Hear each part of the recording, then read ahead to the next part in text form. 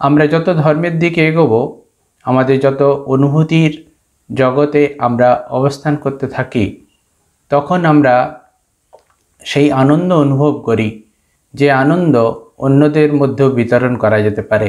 আজ আমরা ধর্ম, সংস্কৃতি ও নৈতিক বোধ নিয়ে আলোচনা করব। আমরা অনেক সময় ভক্তিভরে বলে থাকি ঈশ্বরের ইচ্ছায় কর্ম। যাকে আমরা ঈশ্বরের ইচ্ছা বলে প্রকাশ করছি তা আদপে ক্ষমতাহীন তমগুণের প্রকাশ কিনা আমাদের বিচার করা প্রয়োজন। আমাদের প্রচেষ্টা চালিয়ে যেতে হবে। যখন আমরা সার্বিকভাবে প্রচেষ্টা চালাই, তখনই ঈশ্বরের ইচ্ছা এসে আমাদের উপর বর্তায় এবং আমাদেরকে আরও ত্বরান্বিত করে। তখনই আমাদের নিজেদের কল্যাণ এবং অপরের কল্যাণ সাধিত হয়। ধর্ম মানে যত মত ও শাস্ত্রের বাক্যগুলিকে মাত্র বিশ্বাস করা নয়, সংস্কৃতি বোধ এবং নৈতিক বোধের জাগরণ দরকার। কল্যাণকারী মতাদর্শ তৈরি করা। শ্রী শ্রী ঠাকুর রামকৃষ্ণ পরমহংসদেব বলছেন, সমুদ্রে যত কাছে যাওয়া যায় তত শীতল হাওয়ার স্পর্শ অনুভূত হয়।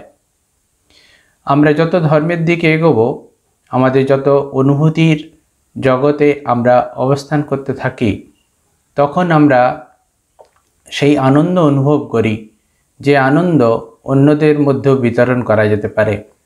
অন্যরা আমাদের কাছে আসলে সেই আনন্দের অনুভব তাদেরও মধ্যে বর্তায়।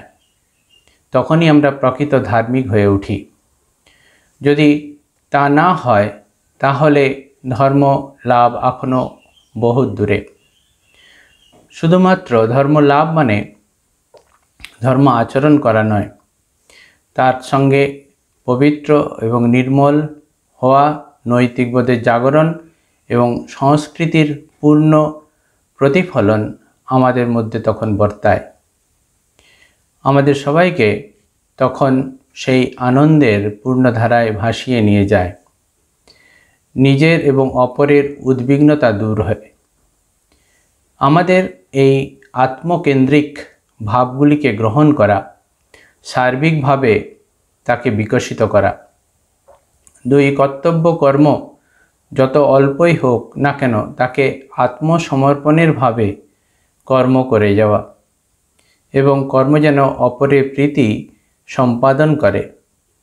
প্রকৃত ধার্মিক অন্যকে কখনো উদ্বিগ্ন যেমন করে না, তেমন নিজেও উদ্বিগ্ন হয় না। অহং বোধ শূন্য হয়ে সার্বিক কল্যাণ সাধন করে। সংস্কৃতির পূর্ণ জাগরণ এবং নৈতিক বোধের পূর্ণ সমর্থনে প্রকৃত সংস্কৃতি এবং নৈতিক বোধের জাগরণ হয়ে থাকে।